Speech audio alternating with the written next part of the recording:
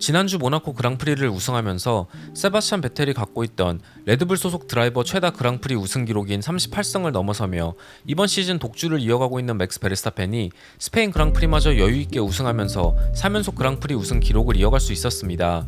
이번 시즌 F1은 추월을 어렵게 만들면서 스페인 그랑프리의 재미를 반감시키는 주범으로 지목된 메인 스트레이트 진입 직전 시케인을 삭제하면서 더 많은 추월 장면을 유도하려 했지만 FP 세션부터 퀄리파잉까지 날씨로 인해 예상하기 어려운 노면 상태로 인해 수많은 드라이버들이 스핀하면서 쉽사리 풀스로틀을 전개하지 못했습니다. 변덕스러운 비구름 덕분에 퀄리파잉에서 전혀 예상하지 못했던 상위팀 드라이버들의 실수와 고전이 이어졌고 뒤죽박죽 섞인 스타팅 그리드의 영향을 전혀 받지 않은 베르스타펜이 자신의 커리어 첫 스페인 그랑프리 폴 포지션, 메인 레이스 모든 랩을 선두로 달리면서 그랑프리 우승을 차지함과 동시에 자신의 커리어 세 번째 그랜드 슬램을, 그리고 메르세데스의 루이스 해밀턴과 조지 러셀이 2등과 3등으로 더블 포디움에 오르면서 메르세데스의 새로운 사이드포드 디자인이 확실한 성능의 반등을 이끌었다는 평가를 받았습니다. 오늘도 전체적인 레이스 리뷰가 아닌 흥미로웠던 뒷이야기들로 영상을 만들었습니다. 지난해 바르셀로나 카탈루냐 서킷은 2026년까지 F1과의 계약을 연장하면서 캘린더에 계속해서 포함될 수 있게 되었지만 최근 마드리드가 F1 특별 전시회를 개최하면서 2027년부터 마드리드에 스트릿 서킷을 설치해 스페인 그랑프리를 유치하려고 노력 중이라는 루머가 흘러나왔습니다. 마드리드는 1960년대부터 1980년대까지 하라마 서킷에서 그랑프리를 개최했지만 그 이후 F1 그랑프리가 마드리드에서 열린 적은 단 한 번도 없습니다.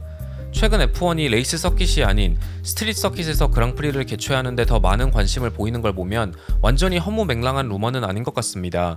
이에 대해 해밀턴은 개인적으로 바르셀로나가 캘린더에서 사라지는 걸 보고 싶지 않다. 바르셀로나는 환상적인 도시이고 역사와 전통이 오래된 서킷을 모두 캘린더에서 제외하는 건 과하다고 생각한다. 바르셀로나, 헝가로링, 실버스톤 같은 서킷에서는 계속해서 그랑프리가 개최되었으면 한다라는 인터뷰를 했습니다. 스페인 그랑프리를 앞두고 열린 미디어데이에서 페라리는 특유의 독특한 움푹 팬 사이드포드가 아닌 레드불과 비슷한 스타일의 새로운 사이드포드를 공개했습니다. 사이드포드 상단 부분의 가로 면적을 넓히면서 디퓨저로 흐르는 공기를 조금 더 효과적으로 제어하기 위한 게 아닌가라는 관계자들의 분석이 있었습니다. 사이드 미러와 주변 부품도 새롭게 디자인되었습니다. 이번 시즌 페라리는 기복이 심한 모습을 보여주었고 노면의 상태에 따라 혹은 바람의 영향에 따라 차의 에어로 성능이 저하되었습니다. 새로운 사이드포드 디자인을 통해 이 문제가 해결될 수 있을지 많은 관심이 모인 가운데 페라리의 카를로스 사인즈는 새로운 업그레이드 패키지에 만족한다. 마라넬로 공장이 얼마나 많은 노력을 했을지 상상조차 할 수 없다. 시즌이 조금 더 진행된 다음 새로운 사이드포드가 도입될 거라 예상했지만 모든 팀원들이 지난 몇 달간 노력한 가운데 예정보다 더 빨리 레이스에서 사용할 수 있게 되었다라는 말을 했습니다. 하지만 페라리의 업그레이드 패키지는 모두의 기대만큼 뛰어난 페이스를 보여주는데 실패했고 사인즈는 퀄리파잉에서 2번 그리드를 차지할 수 있었지만 샤를 르클레어는 Q1에서 탈락하는 충격적인 이변의 희생양이 되어야만 했습니다. Q1 내내 샤를은 후방 타이어에 문제를 호소했습니다.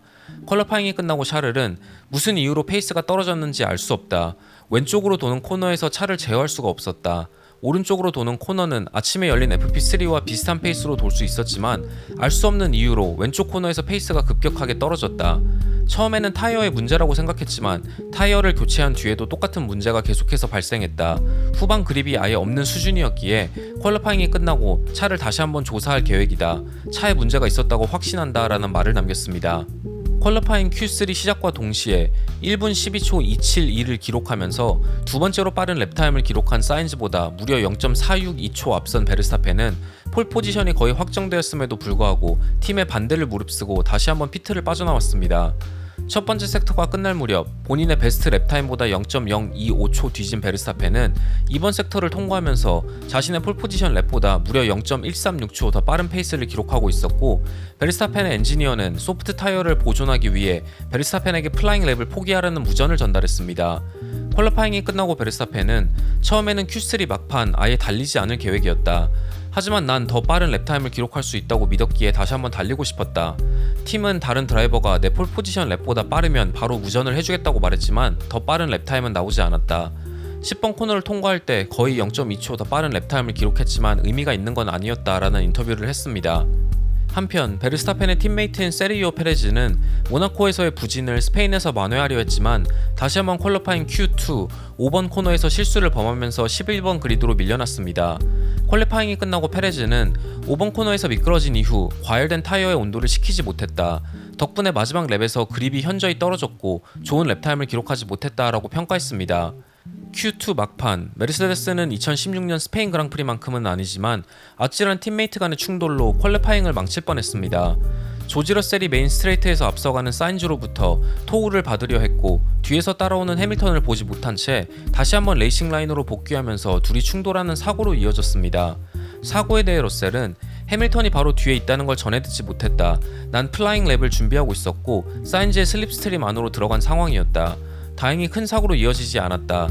하지만 난 타이어의 그립을 전혀 찾지 못했고 고속 코너에서 차는 다시 한번 풀포싱 문제로 밸런스가 잡히지 않았고 Q2에서 탈락한 결과가 전혀 놀랍지 않다라는 인터뷰를 했습니다. 모두의 예상을 깨고 퀄리파잉에서 3번 그리드를 차지한 건 맥라렌의 랜도 노리스였습니다. 이번 시즌 맥라렌과 자신의 개인 최고 퀄리파잉 성적이지만 노리스는 자신이 Q1 통과도 힘들 거라 예상했기에 더더욱 값진 결과였습니다. 퀄리파잉이 끝나고 노리스는 아직도 전체적으로 약점이 많긴 하지만 고속 코너에서의 페이스는 우리의 장점 중 하나였다. 스페인의 바뀐 트랙 레이아웃이 많은 도움이 되었다고 생각한다. 이미 FP2에서부터 3번 코너와 9번 코너를 풀스로틀로 통과할 수 있었고 그 시점에서는 레드불과 베르스타펜만 그런 페이스를 유지할 수 있었다. 아주 좋은 퀄리파잉 결과를 얻을 수 있어서 좋았지만 아직도 저속 코너에서의 페이스는 우리의 가장 큰 약점이기에 빨리 해결 방법을 찾아야 한다라는 말을 남겼습니다. 하지만 메인 레이스 시작과 동시에 랜도 노리스는 1번 코너에서 해밀턴과 충돌하면서 프런트윙 데미지를 입었고 바로 피트인하면서 포인트권에서 일찌감치 멀어졌습니다. 베르스타펜은 미디엄 타이어를 선택했지만 소프트 타이어로 레이스를 시작한 사인즈의 추월 시도를 1번 코너에서 막아내면서 선두를 유지했고 그대로 달아나기 시작했습니다.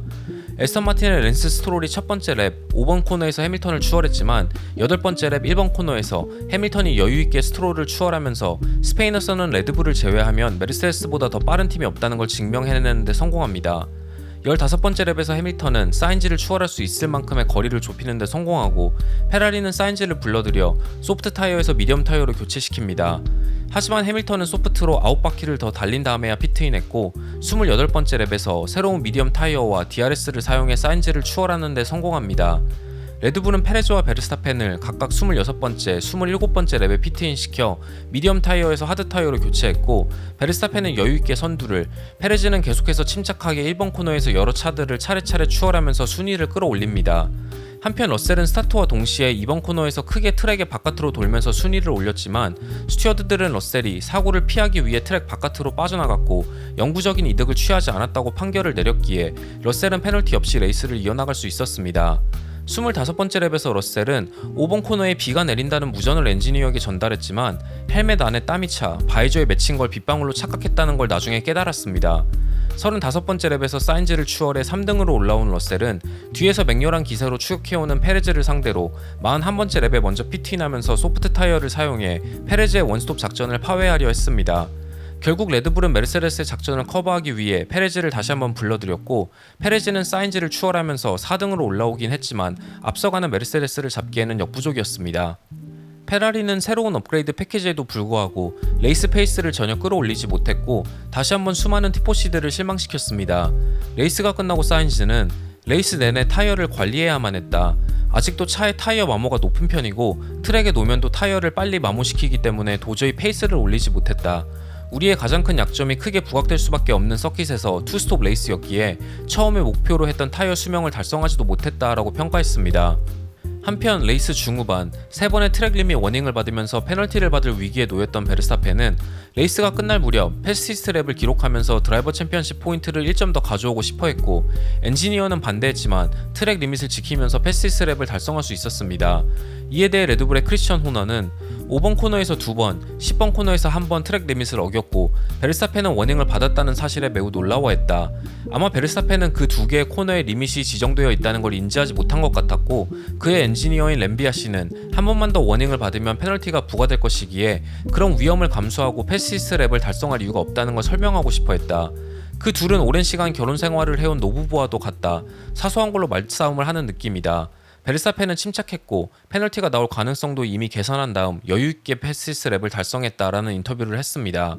자신의 홈 그랑프리에서 이번 시즌 가장 저조한 페이스를 기록한 에스턴 마틴의 페르난도 알론소는 이번 시즌 처음으로 팀메이트인 랜스 스트롤에게 퀄리파잉에서 밀렸고 메인 레이스에서도 6등을 차지한 스트롤의 바로 뒤인 7등으로 이번 주말을 마무리했습니다.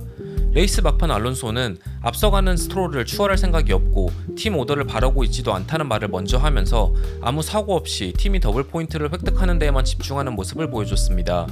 레이스가 끝나고 알론소는 단순히 우리의 페이스가 너무 느렸다.